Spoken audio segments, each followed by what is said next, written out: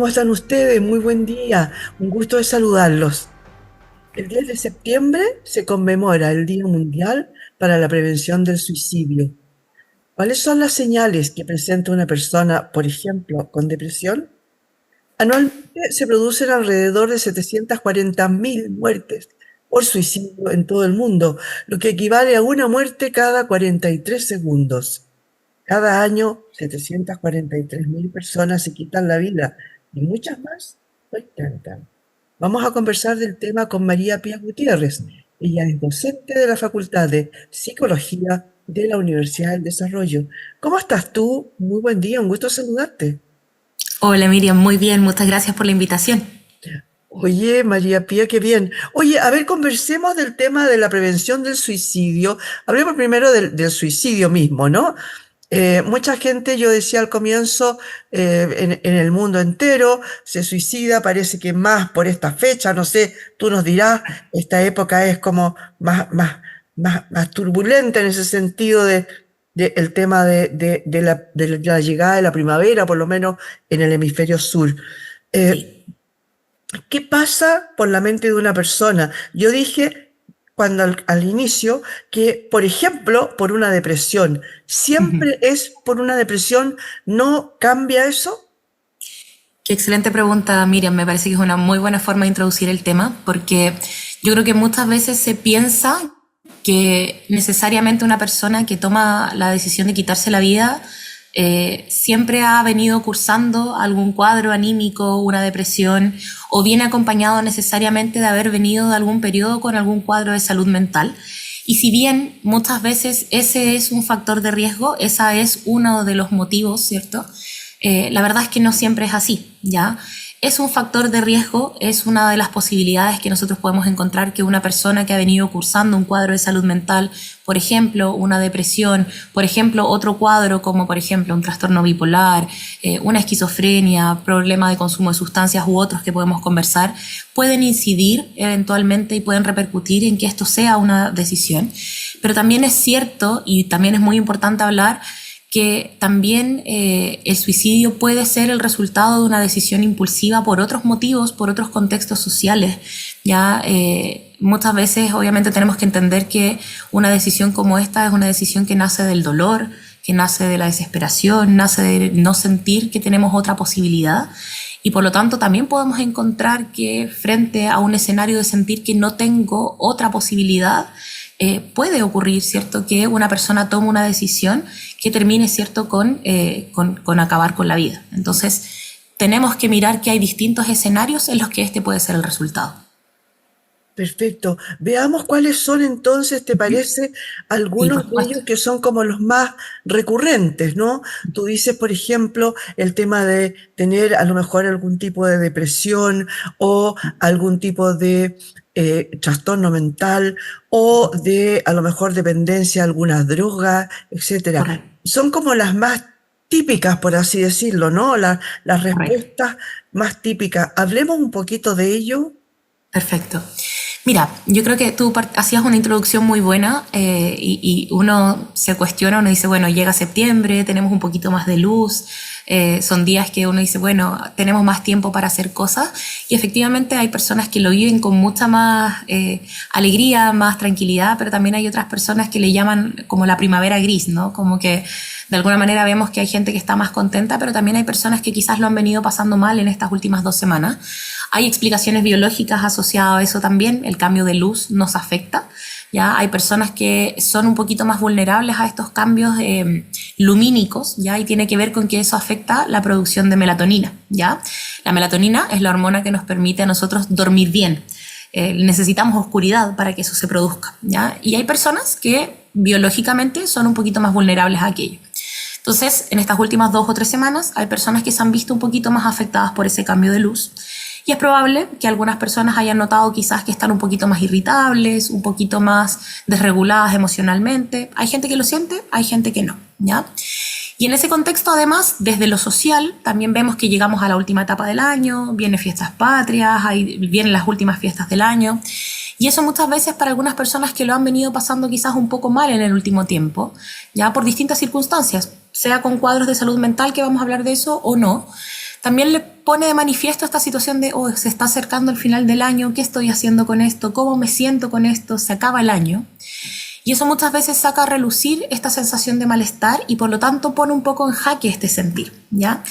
Y eso muchas veces trae o intensifica, si es que ya se viene con alguna temática, ¿cierto?, de salud mental, esta sensación de malestar. Y por eso no es una coincidencia que en este periodo algunos cuadros, por ejemplo, de salud mental tiendan a agravarse, ¿ya? Para mí, por ejemplo, y para los profesionales que trabajamos en el área de salud mental atendiendo pacientes, es una época que nosotros estamos muy pendientes, más de lo habitual, de nuestros pacientes, porque sabemos que es posible que algunos de ellos puedan agravarse, que sabemos que, por ejemplo, viene Fiestas Patrias, que es una época entretenida, de compartir, pero también sabemos que, por ejemplo, aumenta el consumo de sustancias, aumenta el consumo de alcohol, que es un tema y una problemática bastante profunda. Hoy para nuestro país tenemos un consumo que es más alto que otras regiones de América y que no olvidar que el alcohol es un depresor del sistema nervioso, eso significa que también tiene un impacto significativo. Entonces, cuando partimos por las causas más comunes, como preguntabas tú, obviamente cuadros, por ejemplo, anímicos, llamemos depresión estacional, que era un poco lo que yo explicaba, depresión, cuadros depresivos, trastorno bipolar, que también es un cuadro anímico, pero que es un cuadro en específico también. Son patologías de salud mental que si hay una persona que ya viene cursando algo en esa línea, o trastornos ansiosos o un trastorno adaptativo, que significa que han venido con alguna sintomatología que afecta su ánimo, obviamente son personas que tienen o pueden presentar mayor riesgo, ¿cierto?, en esta época. Sin olvidar además otros grupos de riesgo como jóvenes entre 15 y 29 años, que es el grupo etario de mayor riesgo, y también personas mayores, que son nuestros grupos más vulnerables en este contexto. Oye, echo de menos en lo que tú dices, de alguna manera, el tema de la soledad. Yo supongo que cuando tú dices la gente empieza a mirar que ya estamos a final, casi final de año, uno empieza a pensar para atrás, bueno, ¿y qué hice? ¿No? ¿Qué, Exacto. qué logré en buenas cuentas? Me queda tan poco, no, ya a esta altura no puedo hacer nada. Un poco como una especie de desconsuelo, de sentir que no hizo nada, que no sirve para nada, que cuando justamente debiera ser al revés, pensando Claro. en que tenemos días más calentitos, días con Ujú. más sol, Ujú. que invitan a estar afuera, pero yo ahí recurro al tema de la soledad, estar Exacto. afuera, compartir, pero ¿y con quién? Si no tengo a Exacto. nadie, por Las ejemplo, redes. ¿puede ser? Sí, es súper qué importante lo que tú mencionas, porque quizás yo ahí partí con la parte más clínica, ¿no? La parte más biológica, más sintomatológica, pero no olvidemos siempre considerar que la salud ya y el bienestar, la salud y el bienestar que van de la mano, no son solamente biología, nosotros no somos biología, el ser humano es un ser social y por lo tanto el factor social siempre va a ser un factor protector y obviamente la carencia de un factor social es un factor de riesgo, ¿sí? Las redes, el tener redes de apoyo, el comunicarte, el estar con otros, siempre va a ser un elemento protector y por el contrario, siempre es un factor de riesgo el aislamiento social. No por nada, uno de los principales factores de riesgo para cualquier cuadro de salud mental es el aislamiento social. Lo que nosotros siempre tenemos que procurar es que las personas tengan a alguien. Y con eso no nos referimos a la canción así, yo quiero tener 1 millón de amigos, ¿no? Sino que es tener 1 o 2 personas, pero que ese núcleo sea significativo, que es un poco lo que dices tú, ¿no? Entonces, es interesante lo que tú planteas, porque uno dice, claro, hay solcito, quizás, bueno, yo estoy en Concepción, no sé si hace tanto, el sol calienta tanto, ¿no? Pero por lo menos hace la malle.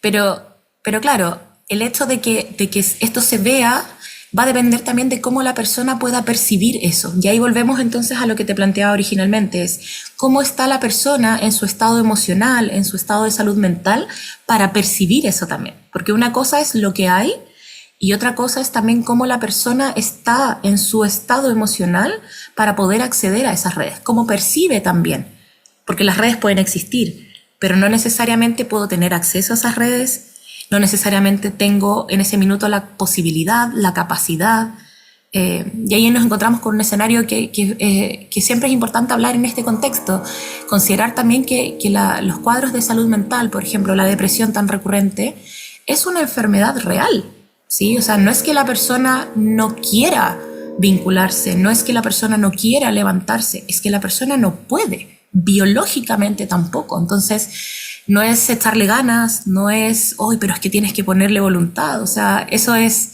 lo más dañino que uno podría decirle a una persona que está cursando un cuadro en este sentido. Bueno, y resulta que eso es una de las cosas que uno más piensa, ¿no es cierto? A ver, tienes todo para ser feliz. A ver, pon algo de tu parte. No te Exacto. cuesta nada. Eso es lo típico que uno le dice a una persona que está pasando por un cuadro depresivo o por una crisis de angustia, etcétera. Ahora, es re importante una cosa que tú dijiste ahí a la pasada, que me imagino que lo podemos ahondar un poquito más. Los suicidios pueden ocurrir a cualquier edad, pero Sí, lejos la tercera causa de muerte más frecuente es en las personas entre 15 y 29 años a nivel mundial. Cuéntame correcto. un poquito por qué en esa edad hay un tema además que influye no solamente la soledad, a lo mejor ciertos trastornos, la cosa social, que ya se supone que empiezas a trabajar, que ya empiezas a definir tu mundo, pero también puede ser, no sé, un tema hormonal, por ejemplo. Hoy sí. La verdad es que es un tremendo tema el grupo etario. Yo te diría que ahí tenemos dos grandes grupos de riesgo. Esto de los 15 a los 29 años, que es nacional y mundial. Y algo que quizás ahí lo vamos a tocar más adelante, de lo que pocos hablan, que es nuestro grupo de adultez mayor, ¿sí? Que son los dos grupos de mayor riesgo. Ahora, entre los 15 y los 29 años abarcamos dos etapas del ciclo vital. Abarcamos la adolescencia y abarcamos la adultez temprana, ¿ya? En el caso de la adolescencia, sobre todo, el punto que tú tocas es el factor primordial, ¿ya? Antiguamente, y muy desde esta mirada quizás un poco edadista, ¿no? Como pensar en que la juventud era el factor de riesgo, antes se pensaba un poco esto, ¿no?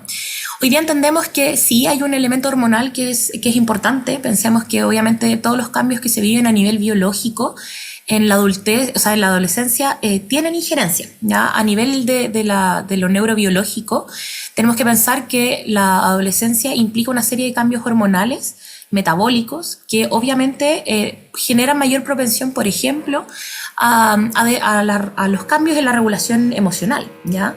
Entonces, es un proceso de cambio hormonal, biológico, que por supuesto trae consecuencias a nivel social. Y esas consecuencias también impactan en lo identitario. ¿Qué hay ahí que es importante? Es una época en la que, gusto o no gusta a los papás pasan un poco a segundo plano, ¿cierto? Y la identificación pasan a ser las redes. Y ahí es donde nosotros encontramos también este espacio que es necesario, que es normativo, pero que también hoy día vemos un mundo en el que cada vez pareciera ser que cuesta más ver dónde están nuestros adolescentes, ¿sí? Con quienes comparten, en un mundo donde también hay muchas redes sociales, donde hay mucho acceso a la información, y nuestro tema hoy día no es el acceso a la información, es el filtro de la información. Es qué es lo que están viendo, qué es lo que se sabe, quiénes son los referentes, qué información y contenido están consumiendo. Entonces, hay un tema ahí con eso, y así muy en la neurociencia, algo importante que tiene que ver con el control de los impulsos es que hasta los 28 años, recién a los 28 años, se termina de formar una parte primordial del cerebro que es la corteza prefrontal, que es toda esta parte aquí, que es justo nuestro rango etario del que estamos hablando. Y la corteza prefrontal es una parte esencial de nuestro funcionamiento que se dedica a regular varias cosas, pero entre ellas el control de los impulsos, ¿ya? Por lo tanto, hasta los 28 años nosotros tenemos una población que tiene mayores dificultades para la regulación, por biología, ¿sí? Si además a eso nosotros le sumamos que tenemos consumo cada vez más temprano de alcohol, drogas, que interfieren en el desarrollo sano y normal de esta formación de la corteza prefrontal que es esencial para nosotros, esa es una explicación de por qué estos indicadores, no es la única, pero es uno de los elementos que explican por qué tenemos mayor presencia cada vez más de cuadros de salud mental tan tempranos, cuadros de descontrol de impulsos tan temprano, cuadros de consumo de sustancias tan temprano. Entonces, no es azaroso que esto haya ido en aumento. Si ya de por sí es una época que obviamente es de mayor vulnerabilidad, si además le agregamos estos factores genéticos, sociales, consumo, obviamente que estos indicadores se han ido manteniendo con el paso del tiempo. Perfecto, me quedó clarísimo. Entonces, ¿cuáles son los factores de riesgo en ese grupo etario? Hablemos de los más viejitos. ¿Qué pasa con los más viejitos, con la gente que ya tiene su vida formada, hecha, hijos ya afuera, nietos por su lado? ¿Qué pasa con ellos? Yo creo que tuviste en el clavo con un punto que tocaste hace un ratito atrás y volvemos ahí, yo creo que a algo que tiene mucho que ver con el contexto social. Yo creo que ahí nosotros como país estamos muy al debe todavía y tiene mucho que ver con nuestra construcción social de cómo vemos también a esta etapa del ciclo vital, ¿no? Tenemos que pensar que en Chile nosotros tenemos un nivel de jubilación que es relativamente joven, tenemos hoy día una esperanza de vida que es mucho mayor. Entonces tenemos personas que se jubilan en los 60, 65 años y que están viviendo 30 años más. 30 años más con personas lúcidas, con personas que tienen vitalidad, que tienen una salud que relativamente los acompaña y que muchas veces la economía no va de la misma mano. Yo soy docente, como comentabas tú al inicio, y yo siempre converso con mis estudiantes y les digo no olvidar que fantástico, a mí me encanta hacer psicoterapia, me encanta atender, pero no olvidar nunca que la salud también es política, o sea, en ese sentido, atender y prestar atención de salud mental, fantástico, hacer terapia es fantástico, pero si mi paciente no puede llegar a final de mes, si no puede pagar sus cuentas, si no tiene una vivienda digna, si no tiene acceso a la salud, no hay psicoterapia que valga, ¿no? Entonces, aquí tenemos que pensar que nosotros tenemos otras variables que también inciden, ¿sí? El tener dónde vivir, el tener cómo poder cubrir tus gastos, el tener también compañía, el tener redes. Nosotros todavía hoy hay un cambio de paradigma, yo soy convencida, tengo fe, bueno, también por eso hago clases. Creo que tenemos posibilidades de ir cambiando y creo que las generaciones más jóvenes también tienen una visión distinta hoy día. Pero también pasa mucho que todavía tenemos una visión muy edadista, ¿cierto? En donde hay discriminación por edad, donde muchas veces pasa que la soledad es uno de los factores que es de riesgo, ¿cierto?, en la población mayor. También hay, así como yo hablaba con el consumo de sustancias en población mayor, nosotros también tenemos un tremendo tema en Chile con el consumo de alcohol en población mayor, ya que poco se habla porque socialmente está mucho más aceptado. Y eso tiene un impacto tremendo porque al ser socialmente muy aceptado, pasa desapercibido, pero eso también genera un deterioro cognitivo mucho más temprano. ¿Ya? Es menos en drogas, pero sí más en alcohol, o bien con drogas lícitas, consumo, ¿cierto? O automedicación, que también es un tema en Chile bastante recurrente, polifarmacia, porque obviamente tenemos muchas personas que por tratamiento de enfermedades, ¿cierto? Está con tratamiento farmacológico muy temprano y eso también produce, ¿cierto? Una sensación de deterioro muy pronto y no tenemos compañía, la soledad vuelve a ser un tema, ¿no? ¿Y qué hacemos? Y eso es un tema mucho más social, ¿sí? Y hablar de lo que implica el duelo, qué implica hablar de volver a sentirme conectado, qué estoy haciendo. Nuevamente volvemos al origen. Hablar de salud mental, hablar de cómo me siento, hablar de qué me está pasando, que no es normal pasar 2 semanas sintiéndome mal. O sea, un criterio importante es, estoy hace 2 semanas sintiéndome mal, triste todos los días. Eso no es normal, ¿sí? Y eso hay que hablarlo.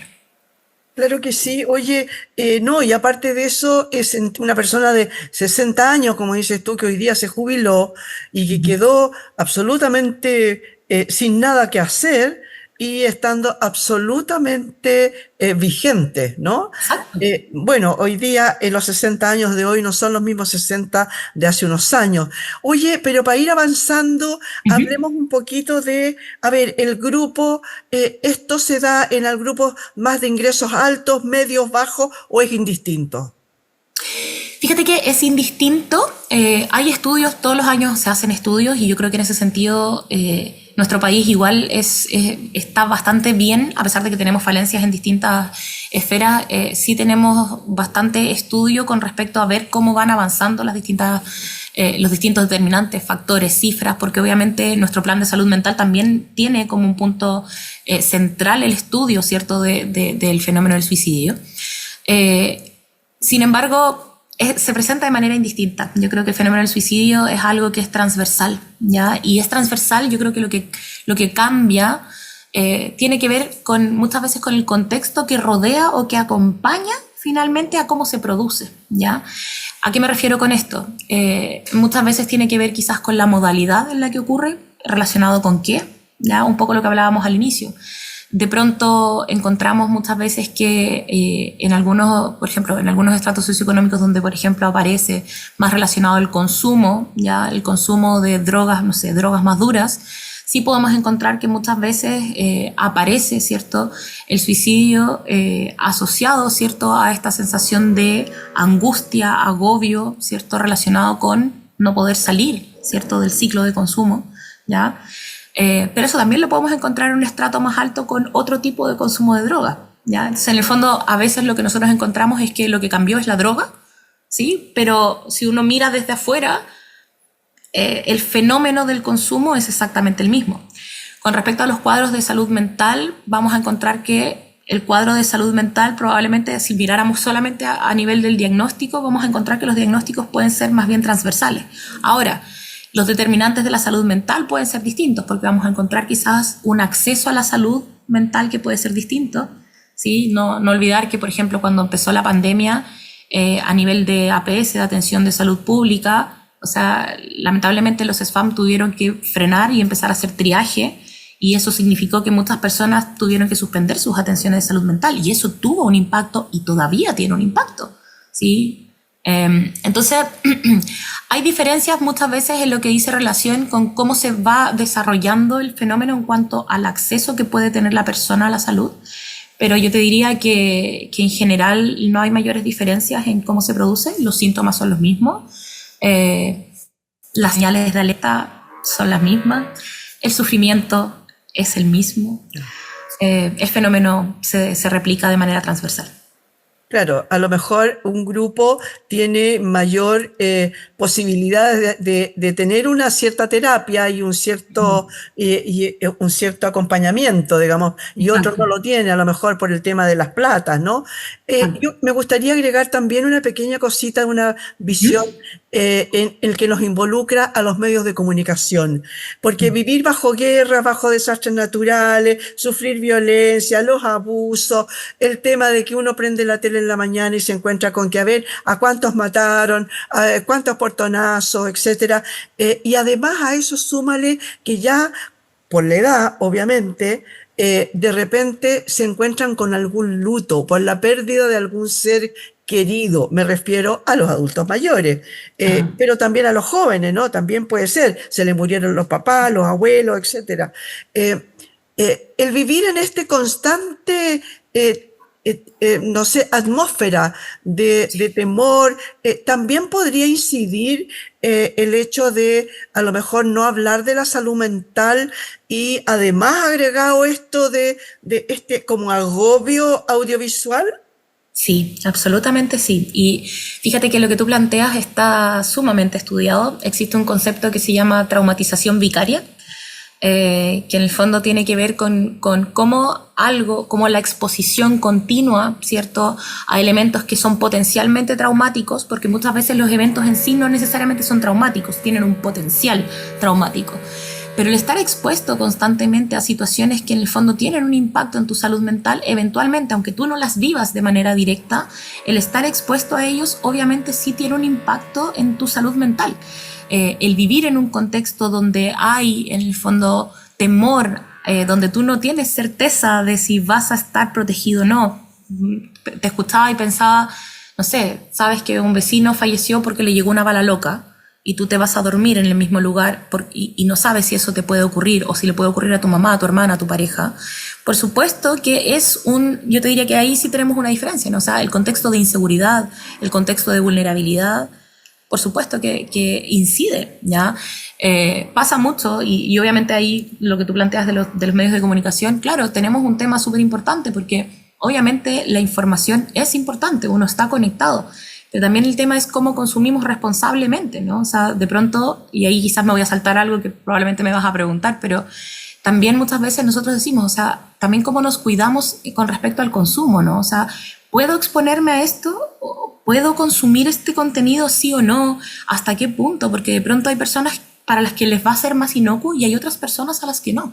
¿sí? Muchas veces yo con mis pacientes lo veo, digo, oye, tenemos que dosificar esto porque de pronto esto a ti sí te afecta, ¿sí? Y de alguna manera esto es un contenido que para ti es mucho más sensible y de pronto esto tenemos que cuidar tu mente porque nuestra mente es sensible, ¿sí? Y sí absorbe este contenido y esta información. Claro que sí, yo de hecho muchas veces lo apago porque yo ya es repetir y repetir y repetir lo mismo. Bueno, y de repente todos los canales se ponen de acuerdo más o menos La misma noticia. el mismo tipo de cosas, ¿no? Bueno, Claro. oye, pero se nos está empezando a terminar el tiempo y yo quería saber un poquito, bueno, me imagino que en general estamos hablando de que las personas migrantes, por ejemplo, que son vulnerables de alguna manera, también tienen un cierto, no sé si predisposición, pero son más vulnerables a este tipo de eventos, ¿no es cierto? Y por último, sí, tú dijiste ahí que estamos al debe. ¿Qué pasa con la salud mental en Chile? ¿Cómo prevenimos esto? Porque hemos hablado de todo lo que está sucediendo, pero demos alguna solución. Por supuesto, siempre es importante y siempre hay cosas que se pueden hacer. Con respecto a la primera pregunta, con respecto a la población migrante, yo creo que es sumamente importante tener en cuenta con población migrante o con cualquier población que esté en un contexto de vulnerabilidad. Hablemos de las minorías en general, minorías, disidencias sexuales, migrantes, etnias, etcétera. Siempre tenemos que pensar que desde ahí, obviamente, cualquier población que se encuentre en una situación que pueda estar, ¿cierto?, en algún contexto de vulnerabilidad, siempre van a tener que ser poblaciones a las que les pongamos especial atención, ¿sí? Pensemos, obviamente, que tenemos nosotros migrantes que hablan nuestro idioma, pero también años atrás tuvimos más población, por ejemplo, haitiana que llegó a nuestro país y que no hablaba nuestro idioma. Aquí, en ese sentido, sí hubo una súper buena ejecución de parte del Ministerio de Salud en que empezaron a capacitar, por ejemplo, a los servicios de salud para empezar a hablar creol, por ejemplo. Ya acá en Concepción, donde vivo yo, se empezó a capacitar al personal para poder acercarse. ¿Ya? Pero desde ahí, obviamente, pasa como con cualquier minoría, en el sentido de que son poblaciones especialmente de riesgo y por lo tanto tenemos que ponerle nuestra mayor atención, ¿sí? Y eso significa que son todos parte de nuestra misma sociedad y cuando hay una parte de nuestra sociedad que se enferma, estamos todos enfermos, ¿ya? Y eso significa que cuando nosotros nos sanamos, todos nos sanamos también, ¿ya? O sea, el reflejo de una parte de la sociedad tiene que ver con todos. Por lo tanto, cuando nosotros intervenimos en una parte del contexto, intervenimos en todo el contexto, ¿ya? Yo creo que la intervención comunitaria siempre va a ser la opción y nuestro modelo de salud en Chile es comunitario. Dicho aquello, las soluciones o lo que nosotros tenemos que hacer para prevenir siempre va a apuntar a la prevención y la promoción. Y con eso quiero decir que hoy, y me alegro mucho y estoy infinitamente agradecida de esta invitación porque creo que la mejor forma que nosotros podemos hacer es no solamente hablar en un contexto privado, yo creo que los medios tienen un rol tremendo para poder informar y qué bonito que sea hoy en este día, que es 10 de septiembre, pero hoy no es el único día en que tenemos que hablar de esto, no solamente en septiembre cuando tenemos que hablar de esto. Hablar de la salud mental, no solamente del suicidio, hablar de la salud mental es algo que debe estar presente en nuestro día a día, ¿ya? Y eso no significa hablar necesariamente de, oye, estoy mal, sino que es, oye, ¿sabes qué? Mira, necesito conversar, necesito parar un poco porque en realidad me están pasando cosas. ¿Qué quiero decir con esto? Desde el colegio, ¿sí? Pensemos en nuestros niños chicos. La pregunta que nosotros hacemos habitualmente es, oye, ¿cómo te fue en el colegio? ¿Qué nota te sacaste? Ok, no está mal, pero a esa pregunta sumemos como, oye, ¿y qué nuevo pasó hoy día? ¿Sí? ¿Qué pasó hoy día en el colegio? Cuéntame un poco, ¿con quiénes de tus amigos conversaste? ¿Hiciste algo nuevo? Empecemos a intencionar otras preguntas que no tengan que ver solamente con el desempeño, que no tengan que ver solamente con la típica pregunta a la que nosotros respondemos habitualmente como bien, sí, o que ya respondemos casi por default, como digo yo, ¿no? De pronto no es necesario hacer grandes planes o hacer tantas cosas nuevas, gastar tanto dinero que a veces no abunda, ¿cierto? Pero sí, oye, dejémonos un ratito en la semana, yo les digo a mis pacientes, la cita de la semana, la salida de la semana para los papás, para los amigos, para los que tienen hijos, para los que no, pero tomémonos un cafecito rico, hagamos un cafecito distinto, ¿sí? Y conversemos de qué está pasando, cómo me estoy sintiendo, si noto que hay algo distinto, ¿ya? ¿Qué señales hay que mirar de alerta? ¿Sí? Hay que mirar cosas como, por ejemplo, cambios en la conducta. Si yo noto que hay una persona que yo quiero que ha cambiado, ¿cierto? En el sentido de se está retrayendo, se ha dejado de comunicar, ¿sí? Si antes hacía cosas y ha dejado de hacer cosas que le gustan, acercarme, no asumir que otro le va a preguntar, ¿ya? Ese fenómeno de pensar que alguien más le va a preguntar, pregúntele usted, ¿sí?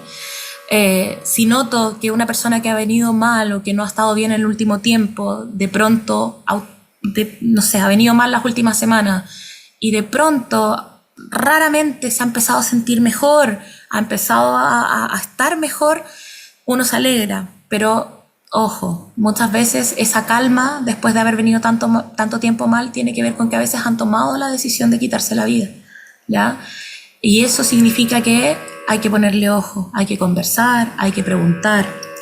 Si esa persona que yo he venido viendo que ha estado más o menos mal, de pronto empieza a despedirse, empieza a regalar cosas, empieza a hacer cosas, ponga ojo. Si usted no sabe cómo hacerlo, no pasa nada, pero pida ayuda. No es necesario que usted, papá, mamá, pareja, usted no tiene por qué saber cómo hacerlo, porque es mucho. Pero sí siempre va a haber alguien a quien pedirle ayuda. No es necesario que tenga que ser un psicólogo per se, hay líneas de ayuda, las líneas de ayuda están disponibles. Yo siempre digo, si no es Salud Responde, usted puede entrar a internet, puede pedir, buscar y descargar las guías del MinSal que están disponibles para todos, ya se pueden descargar, ¿sí? Siempre están disponibles. Y las guías dicen, tienen un paso a paso, tienen qué hacer, qué no hacer, tienen los números de contacto, ¿ya? Entonces, información hay, pero lo más importante es hablar, preguntar directamente, no tener miedo a poner el tema. Uno piensa que si uno pone el tema, lo va a inducir, pero no es así, eso es un mito. Lo mejor es hablar, preguntar, acompañar. Es la mejor solución frente a un tema como este. María Pía Gutiérrez, muchas gracias por haber estado hoy día con nosotros. Se nos acabó el tiempo, desgraciadamente, porque teníamos mucho más para poder haber conversado, ¿no? Sobre cómo mejorar esto de las políticas públicas, etcétera. Bueno, pero se nos termina el tiempo. Muchas gracias por haber estado hoy día con nosotros. Muchísimas gracias, Miriam. Será para ver la próxima. Que esté muy bien. Un gusto. Igualmente, conversamos con María Pía Gutiérrez, docente de la Facultad de Psicología de la Universidad del Desarrollo, sobre el tema de la prevención del suicidio. Usted sabe que hay mucha gente que toma la decisión de suicidarse porque por miles de razones, algo de lo que hablamos ahí, usted tiene que estar atento entonces a todas estas indicaciones que nos dio la psicóloga. Muchas gracias por haber estado hoy día en este punto de encuentro.